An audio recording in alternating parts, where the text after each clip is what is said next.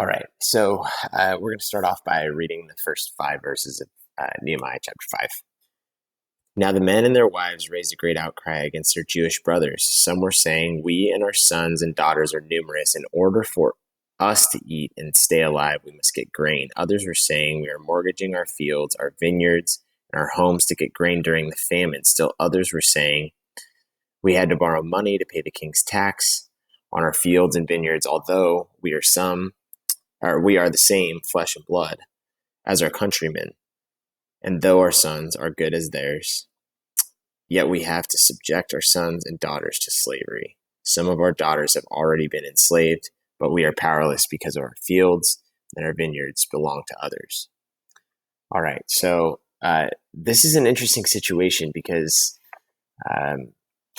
God has told his people as far back as Exodus that they should not be exacting usury, which is basically requiring interest on loans. So within the Hebrew community, they're not supposed to be doing that. God's people should not be exacting, if they're loaning something out, they should be not be exacting any interest. They should not be benefiting from the struggle of their brother. This is how Pharaoh grew the kingdom of Egypt back in the book of Genesis. If you remember, he had Joseph interpret a dream for him and determined that there were going to be years where they had plenty, followed by years of famine. And he used this to a significant advantage. They stored away in years when they had plenty. And then when famine came, people were desperate and came and offered all kinds of things, money, land, and slaves in exchange for food. When famine came, and we know how that Egyptian story ended. And as I just mentioned, as of Exodus, the leaving of Egypt, God gives Moses the law, hands the law down to Moses, and says that his people should not be exacting usury from one another. The same thing is happening now.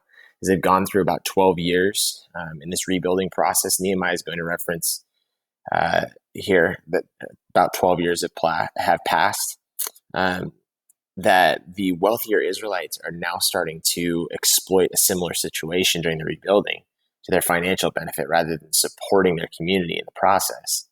The fields have been neglected during the rebuilding, which makes sense because they're worried about building the city and protecting the city and establishing their community again. So they haven't spent nearly as much time growing and providing.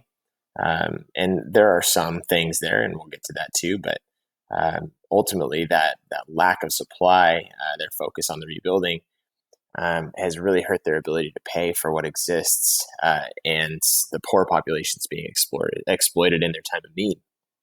They're even selling their children as slaves in order to stay in their homes. There's clearly food available because he references later on the privilege of obtaining grain, that in Deuteronomy 15:11, God's people, it says, should help their brothers in a time of need.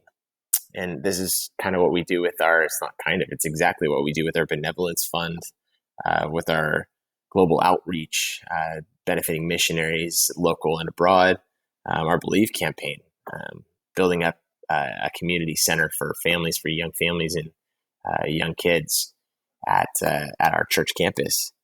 This is hugely important.